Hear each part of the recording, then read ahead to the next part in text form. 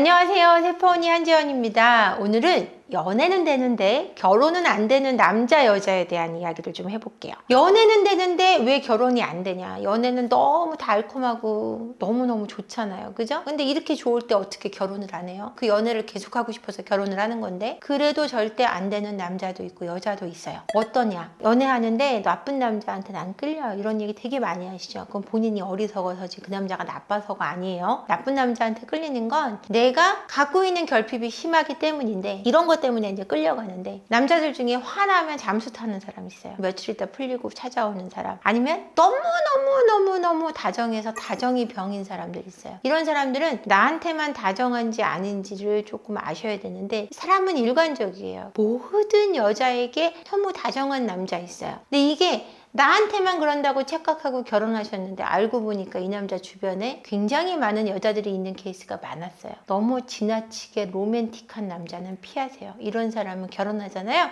계속 바깥으로 자신의 결핍을 드러내기 때문에 계속해서 다른 여자에게 로맨틱하려고 애를 써요. 이런 사람 좀 조심하셔야 되고요.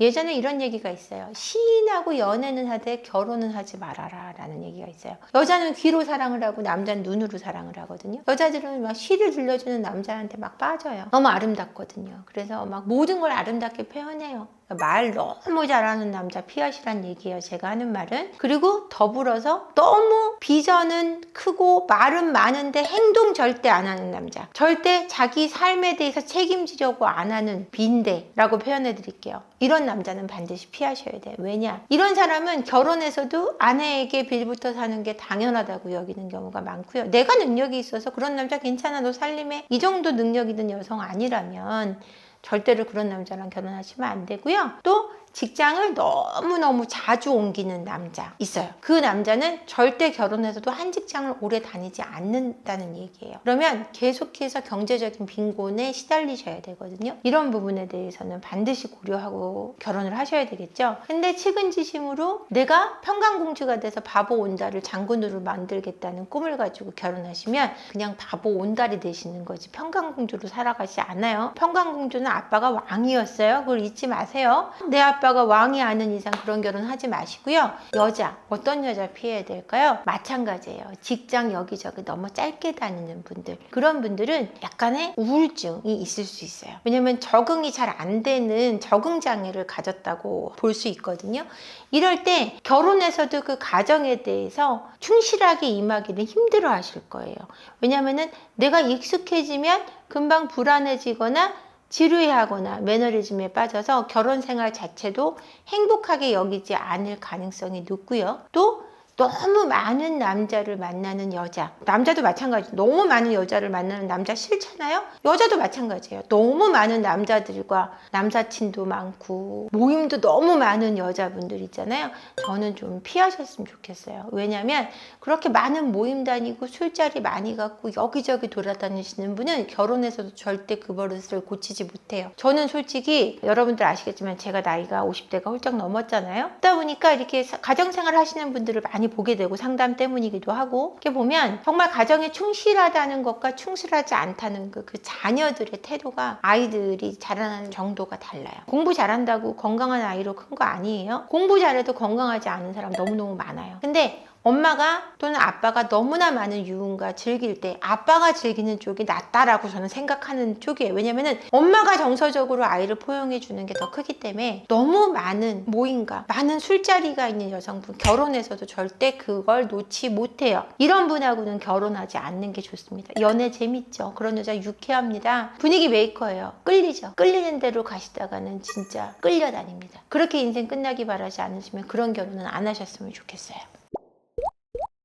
신뢰라는 게 상당히 중요한 거잖아요. 근데 이 기준이나 의미가 연애에서 결혼으로 넘어오면서 좀 달라질 것 같은데. 연애에서는 보이는 것으로 이제 신뢰를 해요. 정말 최대한으로 다른 사람이 되는 것 같아요. 제가 볼 때는 정말 가장 좋은 사람이 돼서 만나는 것 같아요. 근데 그건 진짜 자기 모습이 아니거든요. 그래서 동거해보고 결혼하라는 얘기가 나올 정도잖아요. 근데 그거는 결혼하고 나면 이제 최대한 좋은 사람이었던 모습에서 최대한 나로 돌아가요. 진짜 본연의 나로. 그러면 내가 보이는 게 다가 아니었다라는 생각이 들면서 이 사람에 대한 신뢰도가 깨지기 시작해요. 내가 알던 그 사람이 아닌 것 같고 굉장히 믿었던 그 사람을 미워하게 됩니다. 이런 식으로 변화를 갖게 되는데 결혼해서 신뢰가 올라가는 경우도 있어요. 어떤 경우냐? 연애 때 이 사람이 돈을 많이 쓰는 사람이 아니었어요. 그래서 좀 그게 불만이었는데 결혼을 해보니 이 사람이 되게 착실하게 돈을 모아놓은 게 있는 거예요. 그 착실하게 모아놓은 돈을 보고 이 사람이 돈을 안 쓰는 데는 나중을 준비하는 모습이 있었구나라는 걸 발견해서 신뢰가 높아지는 경우도 있는데 연애할 때 정말 돈을 잘 썼어요. 그래서 이 사람 날 정말 사랑하는구나 믿어라고 했는데 결혼해보니까 빚이 7천이야. 시작할 때 마이너스 7천? 막 1억 이렇게 시작하시는 분 이럴 때 신뢰가 완전 깨지는 거. 어떻게 먹겠다. 아내들도 여자분들도 돈을 어느 정도 됐을 때 어느 정도 모아놨어야 되는데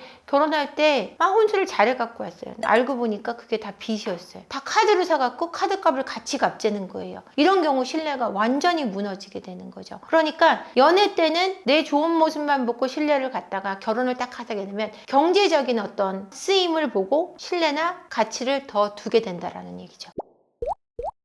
결혼을 하고 나서 서로에게 필요한 협력적인 요소들은 좀 어떤 게 있을까요? 저는 그게 진짜 중요한 게 약속일 것 같아요. 내가 말한 것을 얼마나 지키고 행동하느냐가 협력의 결정을 한다고 생각이 드는데 내가 작은 약속을 지키는 모습에서 서로의 신뢰를 갖는 것뿐이 아니라 그 안에서 사랑이 더 견고해질 수 있거든요, 결혼은. 근데 이 안에는 꼭 경제적인 부분이 90% 이상 포함돼 있어요. 그래서 야, 돈이 전부야 하는데 결혼은 돈이 많은 부분을 차지해요. 물론 전부는 아닙니다. 돈은 삶의 필수긴 해도 충분 조건은 아니거든요. 결혼에도 마찬가지예요. 결혼은 필수적인 요소인데 이 경제적인 협력으로 인해서 부부가 견고해지고 이혼이 어렵기도 하고요. 경제적인 협력이 떨어짐으로 해서 이혼이 쉽게 되기도 합니다. 그래서 이런 경제적인 부분을 첫 번째로 들 수 있고요. 두 번째, 나 외에 시간을 너무나 많이 바깥에서 보내는 배우자. 결혼하면 그런 경우가 많아요. 이게 서로 시간을 보내는 어떤 기준점이 있어야 된다는 거예요. 그래서 우리가 어느 정도는 시간을 일주일에 한 번은 같이 보내자, 두 번은 같이 보내자. 우리가 외부 약속은 몇 번 이상 잡지 말고 일주일에 적어도 반 이상은 함께 하자. 이런 시간적인 협력적인 요소를 들 수 있을 것 같아요. 그리고 세 번째, 가족에 대한 협력적인 요소를 들 수 있는데 결혼은 개인과 개인 간의 결합이 아니에요. 가족과 가족, 가문과 가문의 합이라고 할 수 있는데 두 사람이 가족이 된 건 많은데 원가족들을 띄워놓고 생각할 수는 없다라는 거예요. 내가 상대방의 가족을 어느 정도까지는 그래도 위할 수 있는 어떤 협력적인 마음을 갖고 있지 않으면 결혼은 쉽게 깨지게 돼 있죠. 이렇게 세 가지를 들어드릴 수 있을 것 같아요. 결혼하기 전에 원가족의 배경이 어느 정도 중요한가요? 가족의 배경은 진짜 제가 나이 들고 보니까 이제 알겠어요. 이 일을 하고 오면서도 알게 됐지만 가족의 배경은 거의 80%는 중요한 것 같아요. 왜냐면은 100%는 될 수 없고요. 가족이 너무 힘들었기 때문에 그것을 역으로 그거를 좋은 쪽으로 풀어내는 사람이 있어요. 그걸 그렇게 하는 사람이 있는가 하면 거의 한 5%, 10% 내외지만 정말 가정의 환경은 8, 90%가 원가족의 모습은 지금 가족하고 투사되게 돼 있어요. 그래서 내 가족의 모습이 불행했던 사람은 지금 새로 생긴 가족에 대해서도 긍정성을 가지기가 너무너무 어려워요. 너무나 많은 게 필요해요. 치료부터 두 사람의 건강한 애착이 형성되기 위한 갈등 이런 것들을 정말 짙게 겪고 그 애착이 건강하게 됐을 때 그 사람과 행복할 수 있는데 원가족의 배경이 정말 건강하면 그 가족을 또 투사하기 때문에 내 가족을 지키려고 하는 어떤 지키는 힘 또는 그것을 행복하게 여기는 마음 같은 것들이 굉장히 크죠. 그것도 투사되기 때문에 그러니까 가족의 배경은 거의 8, 90% 이상 중요하다고 생각합니다.